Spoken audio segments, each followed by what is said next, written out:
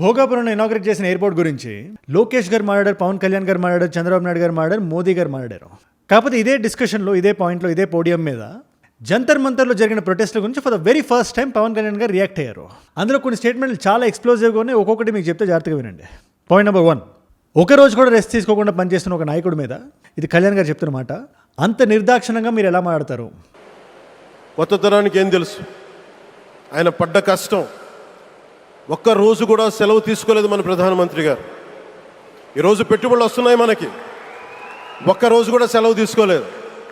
ఎవరైతే స్టూడెంట్స్ ముసుగులో ఒకటి ప్రధానమంత్రిని బూతులు తిట్టారో వాళ్ళని ఉద్దేశిస్తూ ఈ మాట.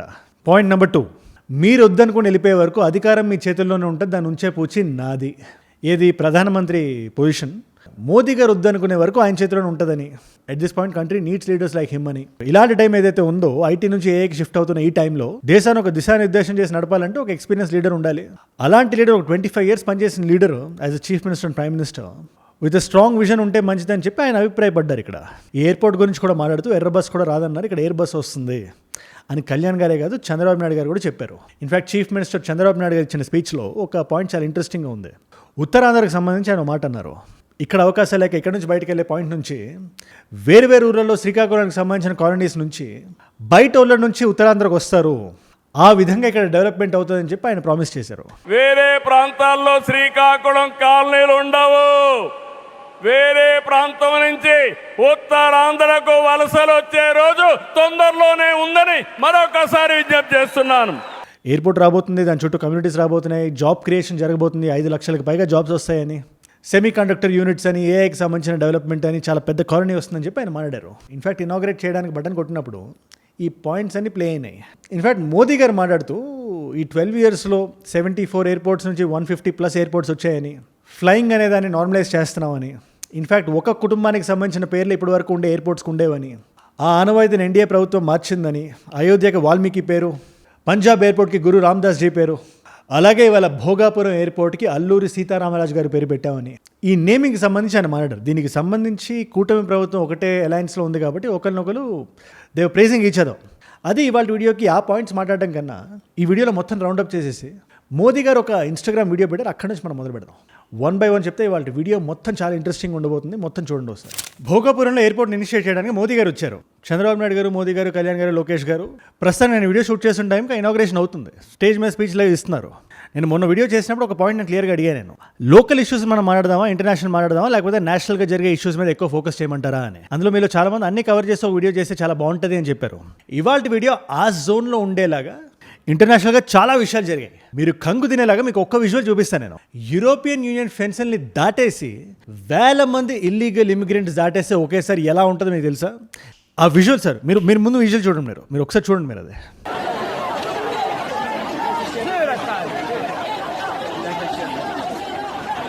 ఇది నేను ఎందుకు ఇంత కేటగిరీగా చెప్తున్నానంటే, ప్రతిసారి ఇల్లీగల్ ఇమిగ్రేషన్ అనేసరికి యూరోప్ ఎప్పుడు భారతదేశాన్ని చూపిస్తుంటుంది. భారతదేశం నుంచి వచ్చేస్తున్నారు, ఇండియా నుంచి వస్తున్నారు, ఇచ్చేస్తున్నారు, వచ్చేస్తున్నారు అని చెప్పి.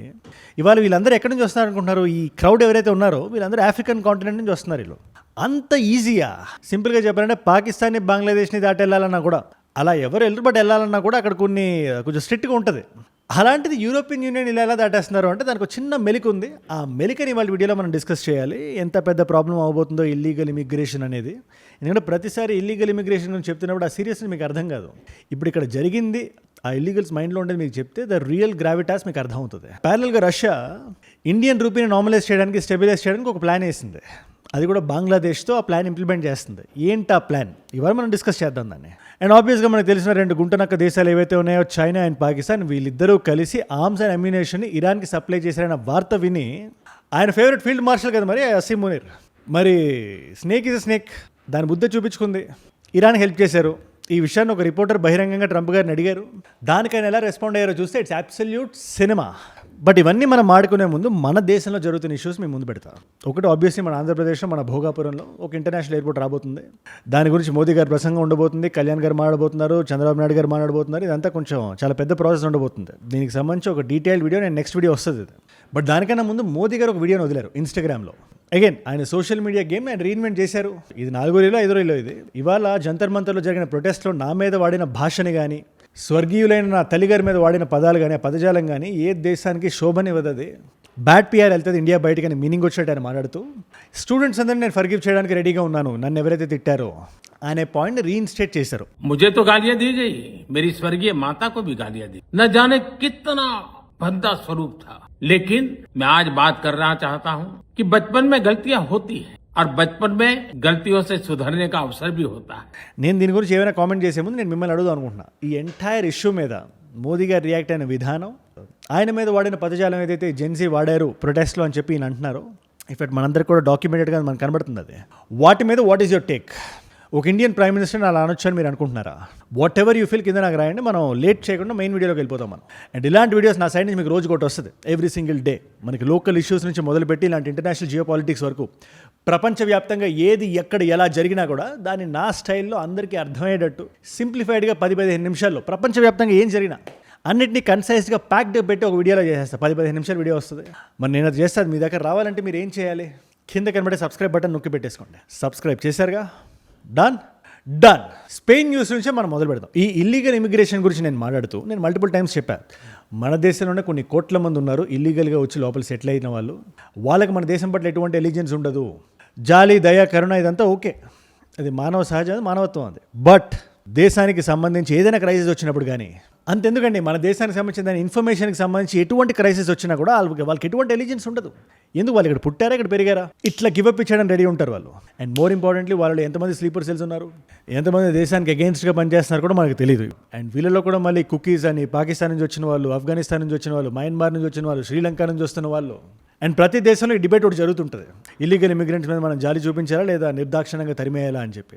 దాని గురించి మాడే ముందు ఈ ఒక్క విజువల్స్ ఒకసారి మీరు చూడండి. ఇవాళ యూరోప్లో ఏదైతే జరుగుతుందో, ఇస్లామిఫికేషన్ ఆఫ్ లండన్ అంటుంటారు. టామీ రాబిన్సన్ అని చెప్పి ఆ వ్యక్తి when he voiced out his concerns ఆయన తీసుకెళ్ళి జైల్లో పడేశారు. ఒకసారి మీరు సెర్చ్ చేయండి టామీ రాబిన్సన్ అని చెప్పి. ఎనీవేస్, రీసెంట్గా మనకు వస్తున్న ఇమేజెస్, ఈ వీడియోస్ ఏవైతే ఉన్నాయో అది స్పెయిన్ బార్డర్ దగ్గర జరుగుతున్నాయి. మీరు కరెక్ట్గా అబ్జర్వ్ చేస్తే ఒక స్ట్రేట్ ఉంటుంది, దానికి పైన స్పెయిన్, కింద మొరొక్కో టెక్నికలీ ఆఫ్రికన్ కాంటినెంట్. ఇది నేను ఎందుకు చెప్తానంటే చాలామందికి డౌట్ వస్తుంటుంది, యూరోపియన్ యూనియన్ ఫెన్స్లో ఎలా దాటేస్తున్నారు వీళ్ళు, మరీ అంత లూజ్గా ఉంటారా? యూరోప్ అనగానే టెక్నాలజీ అంటారు, ఇది అంటారు, అది అంటారు, ఇంత లూజ్గా ఎలా వచ్చేస్తున్నారంటే అది జియోగ్రఫికల్ పాయింట్ ఆఫ్ వ్యూలో మీరు చూస్తే పైన స్పెయిన్, కింద మొరోటో, దాని పక్కన స్యూటో లేదా క్యూటో ఏదో CEUTO అని చెప్పి ఒక లొకేషన్ ఉంటుంది. This location is technically Spain, but land mass మొరోకోతో షేర్ చేస్తుంటుంది. తర్వాత వాటర్ ఉంటుంది, ఆ వాటర్ పైకి వెళ్తే మళ్ళీ స్పెయిన్, ఈ స్ట్రైట్ ఆఫ్ జిబ్రాల్టర్ దాటి వెళ్ళాలి. అది ఇప్పుడు మీకు అర్థమైంది ఏంటి? ఈ భూభాగం ఏదైతే ఉందో it's not sharing land mass with actual Spain, mainland Spain. So ఈ లొకేషన్లోకి ఫెన్స్ దాటి వచ్చేస్తున్నారు. ఇక్కడికి రావడం కూడా కష్టమై ఉండాలి, బట్ అంత ఈజీగా ఎందుకు అవుతుంది? ఇన్ని వేల మంది ఎందుకు వస్తున్నారు, ఆఫ్రికా నుంచి ఎందుకు వస్తున్నారు అంటే, వాళ్ళని అడిగితే వాళ్ళు ఏమంటారు, బ్రతుకు తెరువు అంటారు, ఇదంటారు, అదంటారు, మా దేశంలో మాకు సేఫ్టీ లేదంటారు, 100 చెప్తారు రీజన్స్. బట్ టెక్నికల్లీ ఈ భూభాగంలోకి వచ్చేసి అక్కడ కొంచెం సెటిల్ అయిపోతే 60-70% మందిని తరిమేసినా కూడా మిగతా 30% చూసినా వేలల్లో ఉంటారు. ఇప్పుడు ఈ వేలల్లో ఉన్న మందికి పాస్పోర్ట్లు వచ్చేసి స్లోగా వాళ్ళు మెయిన్ల్యాండ్ స్పెయిన్కి వెళ్ళిపోయి, స్పెయిన్లో వాళ్ళకి ఆర్థికంగా అంత బెనిఫిట్ అవ్వదు. వన్స్ వాళ్ళు స్పెయిన్లోకి అఫీషియల్గా అడుగుపెట్టిన తర్వాత they will be part of European Union. And ఈయూలో ఉండే ల్యాండ్ బార్డర్ అగ్రిమెంట్లు అవి మనకు తెలిసిందే కదా, షెంగెన్ బార్డర్స్ అంటారు. ఒక దేశం నుంచి ఇంకో దేశానికి హ్యాపీగా ఫ్రీగా తిరగచ్చు. అందులో భాగంగానే జర్మనీ అని, యూకే అని, ఇటలీ అని, ఇదని అదని. అందుకని మెలోనీ గారు ట్వీట్ వేశారు, ఒక ఇంచు కూడా మేము దాటనివ్వం అని చెప్పి. షీఈ్ రైట్ వింగ్ పొలిటీషియన్ ఆవిడ. సో అదొక ఇబ్బంది. రెండోది, వీళ్ళందరికీ యూరోప్ పట్ల కానీ ఎటువంటి ఎలిజెన్స్ అయినా ఉంటుందా? ఉండదు. ఇప్పుడు యూకేలో అదే జరుగుతుందని చెప్పి టామీ రాబిన్సన్ అనే వ్యక్తి బాధ. ఒక దేశానికి సంబంధించిన ధర్మాన్ని మార్చేస్తున్నారు మీరు అని చెప్పి ఆయన వాదిస్తాడు. ఆయన నౌ ఒకరు కాదు, ఇద్దరు కాదు, వేల మంది ఉన్నారు. బట్ డైరెక్ట్గా వచ్చి ఆఫ్రికన్ పీపుల్ ఇలా ఇల్లీగల్ ఇమిగ్రెంట్స్ అని చెప్పి బయట పబ్లిక్ సోషల్ మీడియా ప్లాట్ఫామ్స్ మనకు అంత వినబడదు. భారతదేశం పేరు వినబడినంత ఎందుకు మనం అరవం కదా, మనం కంప్లైంట్ చేయం, మనం ఏదన్నా మన పని మనం చేసుకుంటూ ఉంటాం. కాబట్టి భారతదేశం పేరు ఎక్కువ మాట్లాడుతుంటారు వాళ్ళు. భారతదేశస్తులు ఎక్కువ మంది ఇల్లీగల్ ఇమిగ్రెంట్ డాక్యుమెంటెడ్గా మా స్కేల్లో ఒకేసారి ఇన్ని వేల మంది దాటడం అనేది భారతదేశం చేయదు. ఆఫ్ కోర్స్ భారతదేశం నుంచి ఇల్లీగల్కి వెళ్ళే వాళ్ళు ఉంటారు, ప్రపంచవ్యాప్తంగా ఉంటారు, బట్ అందులో ఇండియా కూడా ఉంటుంది. బట్ పాయింట్అవుట్ చేసి ఫింగర్ చూపించి చెప్పాలంటే భారతదేశం పేరు వాడుతుంటారు వీళ్ళు, విచ్ ఇస్ వెరీ రాంగ్. జియో పాలిటిక్స్లో ఇన్ని వీడియోస్ చేసిన తర్వాత ఒక పాయింట్ నాకు చాలా క్లియర్గా అర్థమవుతుంటుంది. ఎనీథింగ్ మన ఫేస్ వాల్యూలో తీసుకోకూడదు. ఏదైనా మనం గుడ్డిగా నమ్మి ఎవరినైనా ఫ్రెండ్షిప్ లేదా ఎలాయ్ అనే పేరు వాడు మనం చేయకూడదు. ఇది నిన్నటి వీడియో కూడా నేను చెప్పాను. నేను ఈ పాయింట్ ఎలాయ్ అనే పాయింట్ అమెరికా నమ్ముతుంది, ఆ పదాన్ని మనం నమ్మం, మన పార్ట్నర్షిప్ని నమ్ముతుంటాం మనం. అలాంటి one of the partners is Russia. And అలాంటి Russia how it had our back right now అంటే, ఢాకాలో ఇది ఢాకాకి సంబంధించిన బంగ్లాదేశ్ సంబంధించిన ఒక న్యూస్ ఆర్టికల్. ఇది ఇండియన్ న్యూస్ ఆర్టికల్ కూడా కాదు, ఈ హెడ్లైన్ నేను చదివాను నేను. వాళ్ళు ఏం రాస్తున్నారంటే, రష్యా ఒక ప్రపోజల్ పెట్టిందంటే బంగ్లాదేశ్కి, మన బయలాటరల్ ట్రేడ్ ఏదైతే ఉంటుందో దానికి అమెరికన్ డాలర్స్ ఎనీవేస్ రష్యా వాడలేదు, శాంక్షన్లు పడేసి రష్యాని ఐసోలేట్ చేసింది యూరోప్ కానీ అమెరికా కానీ. పోనీ చైనీస్ యువాన్స్ వాడదామా అంటే చైనాకి రష్యా కూడా ఈ మధ్యన కొంచెం when it comes to trade అంత సాఫీగా లేదు. So what it is doing, ఇదే ధాకాలో మనం ఏదైనా బయలాటరల్ ట్రేడ్ చేయాలంటే మనం ఇండియన్ రూపీని ఎందుకు వాడకూడదు అనే ప్రపోజల్ రష్యా పెట్టిందని, బంగ్లాదేశ్ ఈ విషయం మీద ఆలోచిస్తుందని ఆ న్యూస్ ఆర్టికల్లో రాశారు అక్కడ. ఫైనల్ కాల్ బంగ్లాదేశ్ ఏం తీసుకుంటుంది అనేది మనం చెప్పలేము, మనం అల్టిమేట్గా బంగ్లాదేశ్ కాల్ తీసుకోవాలి. బట్ ఆ ప్రపోజల్ అయితే రష్యా పెట్టింది. అండ్ ఇవాళ రూపీ ఒక ఫ్రీ ఫాల్లో ఉంది, it's not in the best position right now అంటున్నారు కదా. ఇలాంటి డెసిషన్స్ కొన్ని తీసుకోగలిగితే ఇమీడియట్ మ్యాసివ్ జంప్ రాకపోవచ్చు, కానీ రూపీని స్టెబిలైజ్ చేసే ప్రయత్నం మాత్రం రష్యా చేస్తుంది. I'm not saying Russia is entirely doing it for India. Russian interest Russia చూసుకొని ఒక పార్ట్నర్ లాగా ఇండియాని అసోసియేట్ చేసి ఒక కీ డెసిషన్ ఒకటి తీసుకుంటుంది. ఈ చుట్టుపక్కల ఉండే చిన్న చిన్న దేశాలు అండ్ రష్యాకు ఆల్సో ఈ బంగ్లాదేశ్ అనే భాగం చాలా ఇంపార్టెంట్. ఏదో పాకిస్తాన్లో కాదు, పాకిస్తాన్ మీద రష్యా అంత ఎక్కువగా స్పెండ్ చేయదు. దో స్ట్రాటజిక్ అగ్రిమెంట్స్ అవి అప్పుడప్పుడు అవుతుంటాయేమో, కానీ మీరు కరెక్ట్గా అబ్జర్వ్ చేస్తే బంగ్లాదేశ్తో భారతదేశంతో కరెక్ట్ అయిన సంబంధం కానీ రష్యా కానీ పెట్టుకుంటే ఇండియన్ ఓషన్ మీద ఒక పట్టు సాధించినట్టు అవుతుంది. లేకపోతే ఇండియాకి రావాలంటే చాలా పెద్ద రూట్ అది. Even geographically also Russia is very very isolated.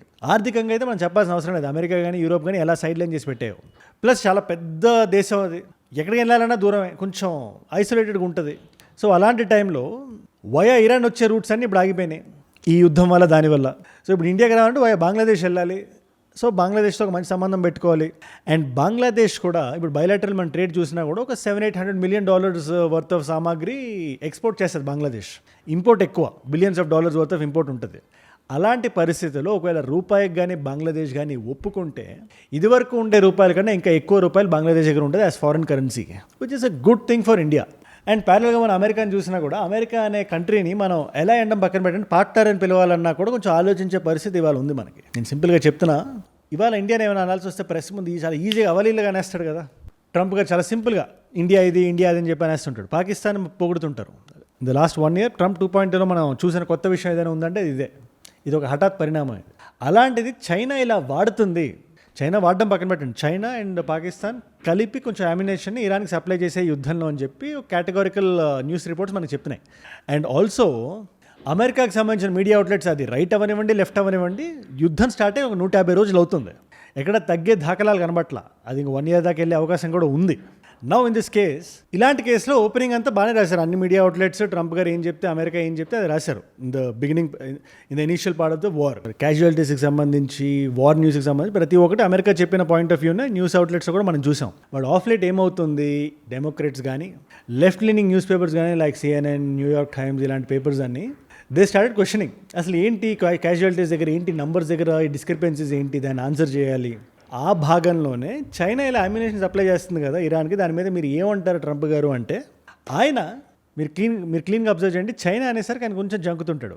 China దగ్గర ఆయన ట్యాకో చాలా ఈజీగా అవుతుంటాడు. ఆయన ట్రంప్ ఆల్వేస్ చికెన్ జౌడ్ అంటుంటారు కదా, అలాంటి ధోరణిలోనే ఆయన బయట ఏం మాట్లాడలేదు, సింపుల్గా అలా చేస్తే I'll be very upset with China అని చెప్పి వదిలేశాడు కామ్గా, which is very interesting to look at. But ఈ 2 దేశాల నుంచి మనం ఇది ఎక్స్పెక్ట్ చేయలేదంటే చేసాం. It's very simple. ఒక పక్క అమెరికా ఫ్రెండ్స్ అని చెప్తుంటారు పాకిస్తాన్, బట్ ఇరాన్కి అమ్యునేషన్ సప్లై చేస్తుంటారు. మళ్ళీ వీళ్ళకి పీస్ అకార్డులు కావాలి, ఇస్లామాబాద్ అకార్డ్ అని చెప్పి ఒకటి సైన్ చేయాలని చెప్పి ఒక టైంలో తిరిగారంటే మనం ఒకసారి ఆలోచించుకోండి మీరు ఒకసారి. That is a situation right now. So ఇది జరుగుతుంది గత 24 నుంచి 45 గంటలుగా జియో పొలిటికల్గా. ఈ ఎంటైర్ ఇష్యూకి సంబంధించి మీ టేక్ ఏంటి, మీ పాయింట్ ఏంటో నాకు కింద కామెంట్స్లో మీరు రాయడం మర్చిపోకండి. ఒక మంచి డిస్కషన్ ఫోరంలో పెడదాం. అండ్ భోగాపురం ఎయిర్పోర్ట్కి సంబంధించి కూడా ఒక ఫుల్ వీడియో నేను చేస్తాను. బట్ అపార్ట్ ఫ్రమ్ దట్, దాని మీద మీ టేక్ ఏంటి, వాట్ ఎవర్ యూ ఫీల్ కింద రాయండి కామెంట్స్లో. ఇవాళ మల్టిపుల్ చాయిస్ క్వశ్చన్ మీ అందరికీ ఇంట్రెస్టింగ్ క్వశ్చన్ అడుగుతా. World's first purpose built international airport ఏది? అంటే ఇంటర్నేషనల్ ట్రావెల్ కోసం బిల్డ్ చేసిన first airport. What is the name of that airport? కొంచెం హిస్టరీ ఎంతూజియాస్ట్ ఉంటే మీకు ఈజీగా అర్థమైపోతుంది. మోడర్న్ హిస్టరీ గురించి మాట్లాడుతున్నా. Option A is Heathrow airport, option B is Le Bourget airport, option C షెనాన్ airport, option D is Croydon airport. మీకు సమాధానం తెలిసే కింద రాయండి. తెలుసుకుందాం అనుకుంటే ఇన్స్టాగ్రామ్కి వచ్చేసేయండి. అక్కడ అజయ్ ఫ్రమ్ ఏజూడ్ అని ఉంటుంది, అజయ్ ఫ్రమ్ అని రాయండి. It's a verified profile, tick mark ఉంటుంది, 1+ million ఫాలోవర్స్ ఉంటారు. మీరు టక్ అని వచ్చేయచ్చు. అక్కడ ఇలాంటి వీడియోస్ని రీల్స్లో చూడొచ్చు. నా లైఫ్లో నా చుట్టూ ఏమైనా జరుగుతున్నా, నాకు ఏదైనా వీడియో ఐడియా టాపిక్ మీరు ఇద్దాం అనుకున్నా కూడా ఇట్స్ అ గ్రేట్ ప్లేస్. డెఫినెట్గా అక్కడికి వచ్చేసేయండి, ఫాలో కొట్టి పెట్టేసుకోండి. అండ్ ఏజూడ్ గ్లోబల్ అని మీ నాన్ తెలుగు ఫ్రెండ్స్కి నా కైండ్ ఆఫ్ వీడియోస్ మీరు షేర్ చేద్దాం అనుకుంటే దాన్ని కూడా సబ్స్క్రైబ్ చేసి పెట్టుకోండి. అండ్ మీరు ఇక్కడ దాకా ఈ వీడియోలో వచ్చారంటే నా వీడియోస్ మిమ్మల్ని కట్టుకుంటున్నాయి, ఒక వాల్యూ పొందుతున్నారు. Thank you so much for that. మీరు ఇస్తున్న వాచ్ టైం, రిటెన్షన్ ఉంది కదా, ప్రాణం పెట్టి నన్ను పని చేయడానికి రోజు నిర్భయంగా నిర్మోహమాటంగా మాట్లాడడానికి నన్ను ప్రేరేపిస్తుంది, ప్రోత్సహిస్తుంది. దానికి మీరే నా ప్రేరణ, యో మై ఇన్స్పిరేషన్. ఇన్ఫాక్ట్ మీరు ఇలా డైలీ చూడడం వల్ల ఎంతమంది కొత్త వాళ్ళు రీచ్ అవుతుంది అనుకుంటున్నారు? అలాంటి కొత్త వాళ్ళు కానీ మీరు కానీ ఉంటే, నేను వీడియో పెట్టగానే మీ దగ్గర రావాలంటే మీరు ఏం చేయాలి? కింద కనబడే సబ్స్క్రైబ్ బటన్ నొక్కి పెట్టేసుకోండి. Daily 1 video. ప్రపంచవ్యాప్తంగా ఏం జరిగినా నాకు తెలుసుకోవాలనుకుంటే ఈ ఒక్క సబ్స్క్రిప్షన్ చాలా మీకు నాలెడ్జ్ ఫిల్ మీ దగ్గర తెచ్చే పూచే నాది. మన వాయిస్ 0.00001% ఉన్నా చాలు, బట్ ఖచ్చితంగా ఉండాలి ఇంపార్టెంట్ ఇష్యూస్ మీద. సబ్స్క్రైబ్ చేశారుగా? డన్. మీకోసం 2 వీడియోస్ పెడుతున్నా. సియా గోయల్ కేసు గురించి మీరు ఏమైనా తెలుసుకోవాలి, రీసెంట్ అప్డేట్ ఏంటి అంటే ఆ వీడియో ఇక్కడ ఉంది. లేదు జియో పొలిటికల్ బెంట్ ఆఫ్ మైండ్లో ఉన్నాను, అదే చూద్దాం అనుకుంటున్నానంటే క్రిస్టల్ క్లియర్ ఇన్ఫర్మేషన్తో ఆ వీడియో ఇక్కడ ఉంది. మీకు ఏ వీడియో ఇంట్రెస్ట్ ఉంటే ఆ వీడియోని చూడండి. నేను మళ్ళీ మిమ్మల్ని రేపు ఇంకో వీడియోతో కలుస్తా. మనందరం కలిసి పెరగాలి, కలిసి ఎదగాలి. Let us all grow together. Let us all rise together. Rise above ignorance, rise above arrogance, rise above hate. ఏజుడ్ అంటే మనం. జై హింద్, జై భారత్, జై ఆంజనేయ. ఓం నమః శివాయ.